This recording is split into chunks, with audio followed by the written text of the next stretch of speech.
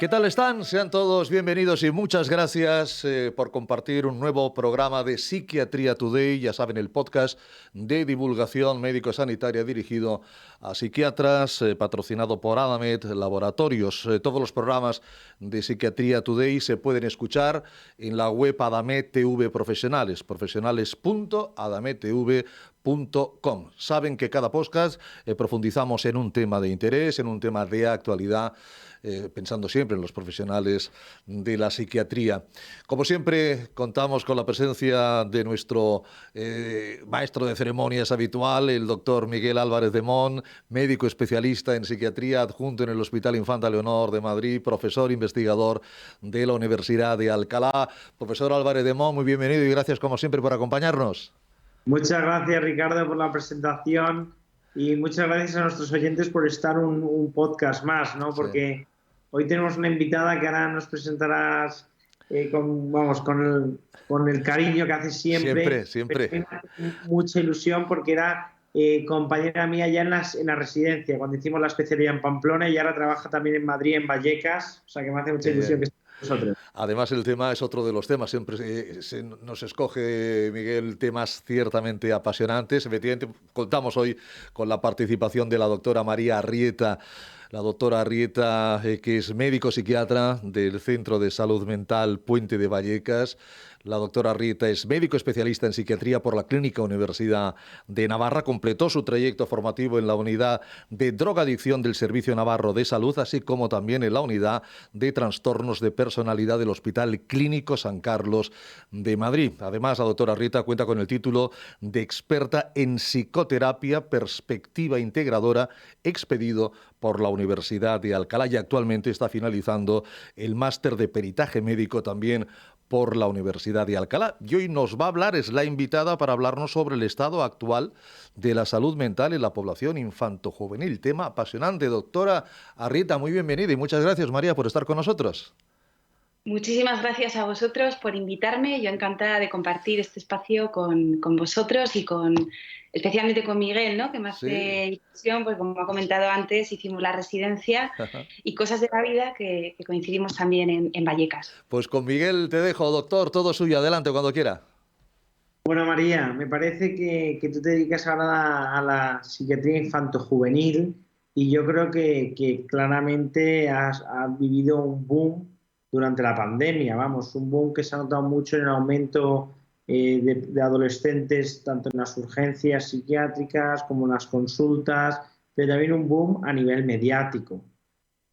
Digo, porque ha estado muy presente en los medios y esto ha trascendido, ¿no? a los medios, han hecho eco de este fenómeno, este aumento de las consultas en psiquiatría y en psicología de población adolescente sobre todo. Entonces, en tu opinión, ¿a qué se debe este aumento de la atención a adolescentes? Bueno, pues efectivamente, como tú bien dices, Miguel, a raíz de la pandemia, la salud mental de los más jóvenes ha adquirido una atención sin precedente, ¿no? Y es que a lo largo de todo este tiempo hemos sido testigos de un aumento, yo diría, exponencial, ¿no? Y nunca visto, de la incidencia de afecciones e incluso trastornos psiquiátricos en esta población, ¿no? A lo largo de este tiempo. En cuanto a la atribución, yo creo que hay que tener en cuenta que la pandemia, como todos sabemos, ha conllevado un sinfín de factores de estrés, ¿no? A los que nos hemos visto sometidos prácticamente todos, no solo los adolescentes, ¿no? Miedo, incertidumbre, situaciones sobrevenidas de pobreza, pérdidas de empleo en el núcleo familiar, experiencia en muchos casos, ¿no? de muerte, ¿no? Incluso en abuelos, en personas muy queridas, ¿no? También como progenitores. Y todo esto, que duda cabe, que ha incidido directamente en el estado emocional, ¿no? De esos niños y adolescentes, que son especialmente vulnerables al desarrollo de afecciones médicas precisamente por el momento evolutivo en el que están, ¿no? Esto por un lado.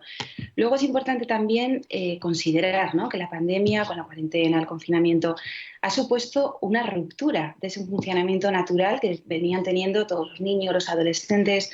Hemos sido, ¿no? Testigos de esa ruptura de las costumbres, de los hábitos, ese distanciamiento con el grupo de pares tan importante a estas edades, ¿no? La limitación de los contactos sociales, la suspensión de las actividades de ocio, con la consiguiente desaparición de esos espacios donde estos niños antes se desarrollaban, ¿no? no olvidemos, y esto también es de destacar, ¿no?, que la mayor parte de los jóvenes salen, quedan con amigos, siendo esto, además de necesario para su desarrollo, una fuente de autorregulación, ¿no? Y bueno, pues evidentemente cuando esto falla, cuando esto se resquebraja, pues se produce un malestar a nivel emocional, ¿no? Vamos, muchas gracias por estas explicaciones porque no puedo estar más de acuerdo. La verdad es que es doloroso ver, vamos, cómo han sufrido los adolescentes y cómo ha aumentado la patología psiquiátrica en este estrato de edad, en este grupo poblacional. Pero bueno, ¿tú crees ahora con el fin de la pandemia, con la normalización de la vida, ¿no?, con la aparente vuelta a normalidad que ya hemos logrado, ¿crees que entonces ya va a volver a descender la patología psiquiátrica en este grupo poblacional?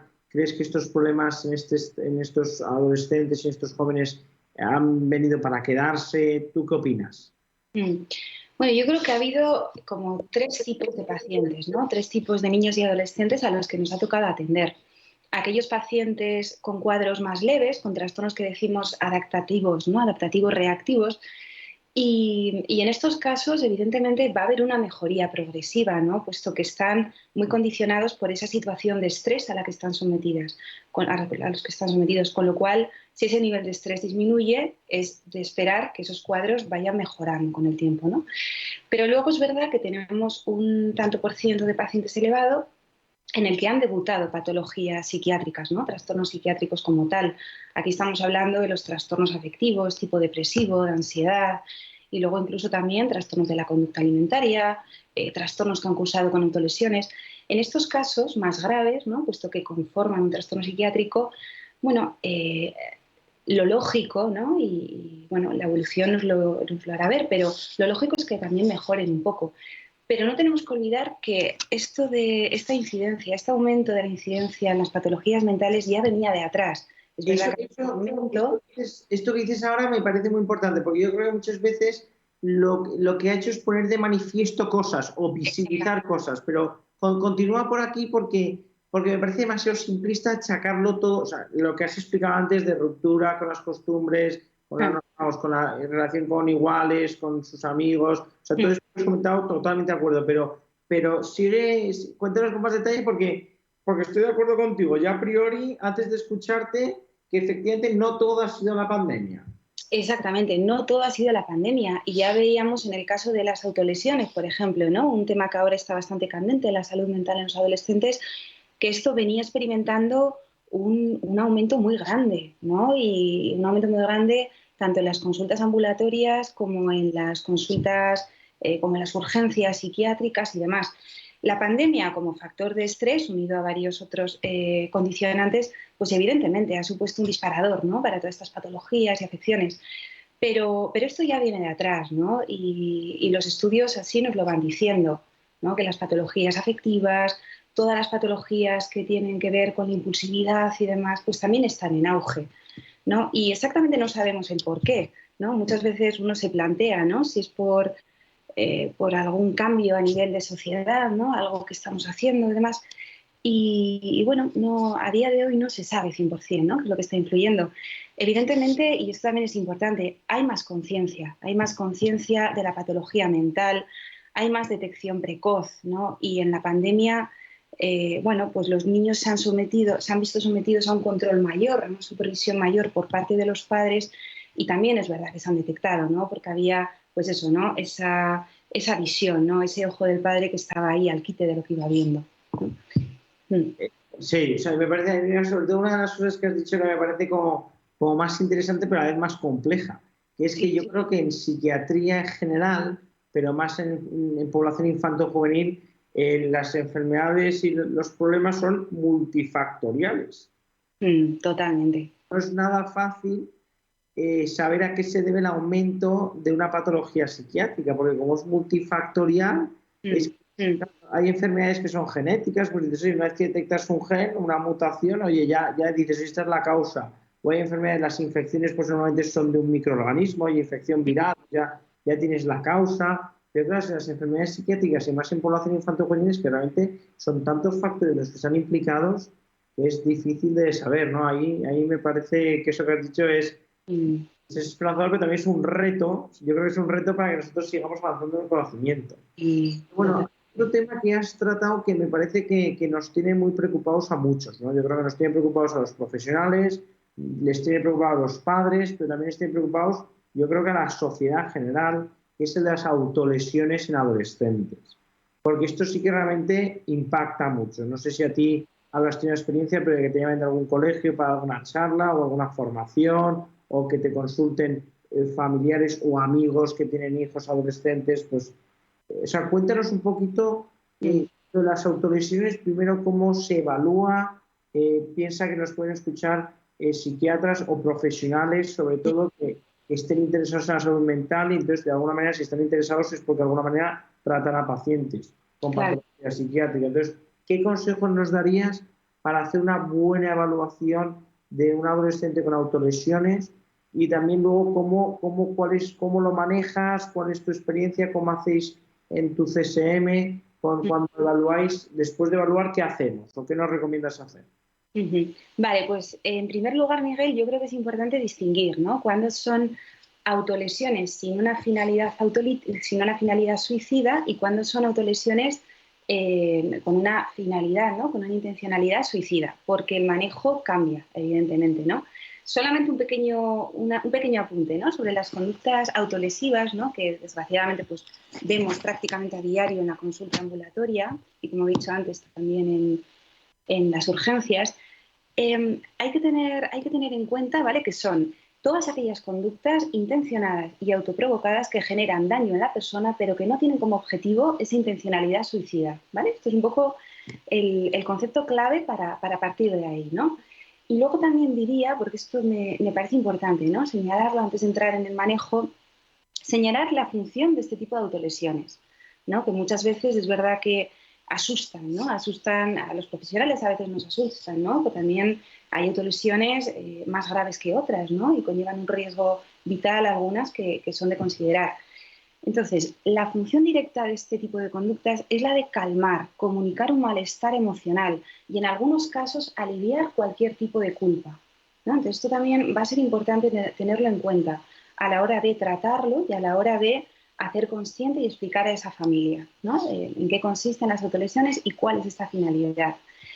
Luego entrando un poquito, Miguel, en lo que decías, ¿no? El cómo lo manejamos en el día a día, estas conductas autolesivas.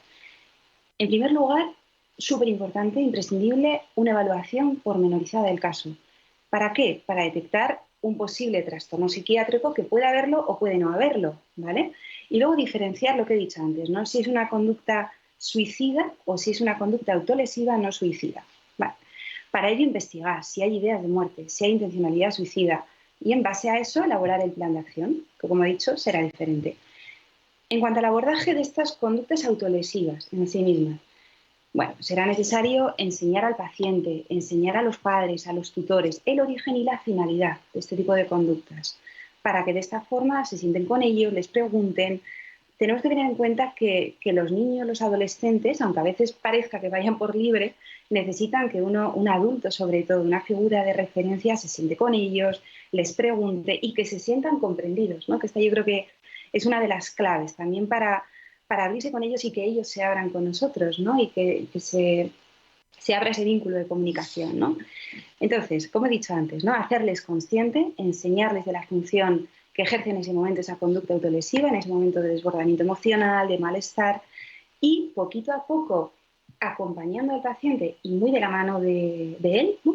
Ir enseñándole otras conductas más adaptativas para lidiar, para manejar ese malestar, ¿no? Y esto es muy importante el con ellos para que no sientan que es algo autoimpuesto, ¿no? Sino que ellos pues bueno, vayan viendo, ¿no? Cuáles son sus recursos personales para ir pudiendo canalizar de una mejor forma. No nos podemos olvidar, y esto también es importante, que muchas veces las conductas autolesivas no aparecen por separado, ¿no? Como ente aparte, como ente aislada, sino que muchas veces hay conductas problema que están ahí asociadas también. Aquí tenemos, y lo hemos visto muchísimo, falta de autoestima, dificultades de relación, absentismo, consumo de tóxicos.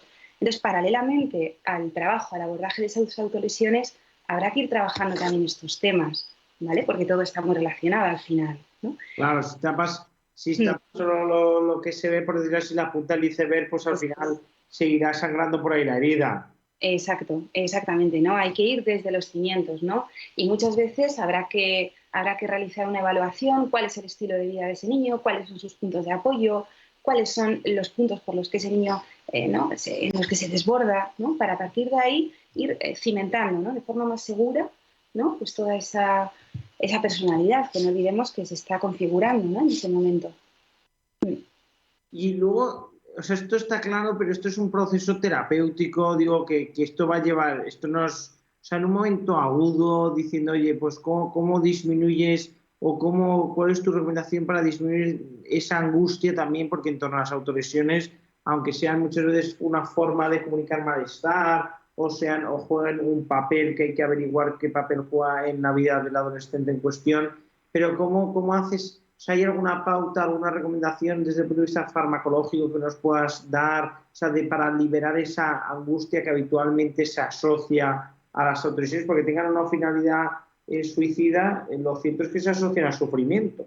Totalmente, totalmente, sí. Se asocian al sufrimiento y antes no lo he dicho, pero también es un factor pronóstico del desarrollo posterior de una conducta suicida. Así que, ojo, ¿no? Habrá que tener especial cuidado con este tipo de conductas. Un poco a lo que decías, Miguel, hay que diferenciar, ¿no? Cuando estamos en un momento agudo en el que el paciente, ese niño adolescente, está manifestando de forma explícita o implícita un malestar, un agobio, una angustia que él no es capaz de contener, evidentemente nosotros tendremos que ayudarle con farmacología, ¿no? Nosotros empleamos, pues bueno, tenemos diferentes fármacos, ¿no? Para paliar ese malestar y a partir de ahí poder trabajar. Estamos hablando de los ansiolíticos en un momento determinado, de forma temporal, y también tenemos los antipsicóticos, lógicamente, ¿no? Para frenar esas conductas de impulsividad muchas veces, ¿no? Cuando otros tipos de contenciones no son suficientes. Claro, porque está claro que no va a ser el tratamiento erradicador, ni el tratamiento de fondo, ni el tratamiento curativo, ni mucho menos, pero es que muchas veces necesitas algo para aliviar o para, digamos, frenar ciertas tendencias, ¿no? Sí, sí, totalmente, totalmente. Y para que el niño sea capaz de trabajar, ¿no? Porque la angustia muchas veces, ¿no? Es un velo que no te deja ver, no te deja trabajar, al igual que una depresión, es un estado más agudo, ¿no? Hay que tratarlo con farmacología, pues en muchos casos de pacientes con autolesiones también. Claro, es que para hacer todo ese proceso más psicoterapéutico que tú has descrito, el adolescente tiene que tener cierta estabilidad, si no, no lo puede hacer, vamos, si no, difícilmente va. Bueno, pues Exacto. entonces, pues bueno, pues para cerrar el capítulo, me gustaría que nos dices, pues bueno, algunos consejos sobre todo de cómo abordar a adolescentes, qué consejo darías pues a- a médicos generales o a pediatras o qué recomendaciones darías a cualquier psiquiatra de cómo abordar este asunto tan espinoso para muchos, ¿no? Porque yo creo, mi experiencia es que hay incluso todavía padres que Mm, que abordar este tema de las autolesiones o mencionar la palabra suicidio o ideas de muerte todavía les genera mucho miedo. mm. Entonces, ¿cómo nos recomiendas abordar ya no solo a los adolescentes, sino a sus familiares? ¿O cómo nos recomiendas, qué consejo darías imagínate, a una tutora del instituto que se te llama alarmada porque dos alumnas han empezado a autolesionar? O sea, digo, ¿qué consejo nos darías para abordar este tema, obviamente con máxima delicadeza y sensibilidad, pero cómo abordarlo con los padres? Porque de alguna manera creo que hay todavía muchas personas que tienen la idea equivocada de que hablar del tema del suicidio lo induce, cuando en realidad si se explora bien y se pregunta de manera escalonada, oye, presentas ideas de muerte o pensamientos de muerte, deseas estar muerto, progresivamente así, así, hasta saber si tiene ideas de suicidio y planes de suicidio, es decir, que eso suele aliviar, más Sí. que decir alivia. Entonces, Ujú. ¿cómo nos propones abordar este tema de las autolesiones y el riesgo de suicidio con padres y profesores? Mm. Bueno, pues en primer lugar, padres, profesores, ¿no? Em, Dar un mensaje de tranquilidad, entendiéndolo como, no quiere decir pasar del tema, evidentemente hay que estar encima, hay que estar vigilantes, hay que estar observando cuál es la conducta de ese chaval en ese momento, pero no alarmar, ¿no? Ya bastante alarmados están ellos con ese tipo de conductas, sino más bien todo lo contrario, ¿no? Sino explicarles, un poco lo que he dicho antes, ¿no? Explicarles qué es lo que le está pasando a ese niño, explicarles que el por qué lo hacen tiene un sentido, aunque sea un sentido que viene de una mala adaptación, ¿no? Que viene de una mala gestión emocional, pero que si lo hacen es por algo en ese momento, porque responde a un malestar, ¿no? Entonces yo creo que el primer mensaje que hay que comprender a ese niño, entender que lo está haciendo por algo y darle ese espacio para que él pueda hablarlo con vosotros, ¿no? Porque como bien decías tú antes, el hablar del suicidio no induce al suicidio, ¿no? Eso se ha visto, sino que muchas veces es liberador. Y con las conductas autolesivas pasa algo parecido, ¿no? Es mejor hablar de ello con naturalidad con los adolescentes. Eso no quiere decir que estés aprobando, que te parezcan conductas buenas, adaptativas, ni mucho menos, ¿no? Pero, pero hacerles entender, ¿no? Que es una forma de comunicación suya, que es una forma de gestión emocional y que eso puede ser cambiado, ¿no? Entonces yo creo que desde ahí, desde la tranquilidad y desde el entendimiento y comprensión de ese niño, ¿no? Y adolescente. Bueno, pues muchas gracias porque creo que cierras el capítulo con un mensaje bastante tranquilizador, esperanzador, pero a la vez responsable. O sea, quiero decir que has hecho una distinción muy buena de que una cosa es tranquilidad y otra cosa es la inacción. Totalmente. Pero bueno, nos tenemos que ocupar, no tanto preocupar, sino ocupar del asunto. Ocuparnos, sí. Bueno, María, pues muchísimas gracias. Gracias a vosotros. Ha sido un placer, doctora Arrieta, ha sido un placer. El futuro de la salud mental de los jóvenes, de los adolescentes, es el futuro de la sociedad, que duda cabe, de la salud mental de la sociedad. Gracias, doctora Arrieta. Doctor Álvarez de Mon, muchísimas gracias. Nos vemos en el próximo podcast. Cuídense mucho, han sido muy amables. Hasta otro momento. Nosotros, como siempre, invitarles a que nos envíen sus preguntas, a que nos envíen sus sugerencias a contacto@psiquiatriatoday.com. El programa ha sido patrocinado por Laboratorios Adamet.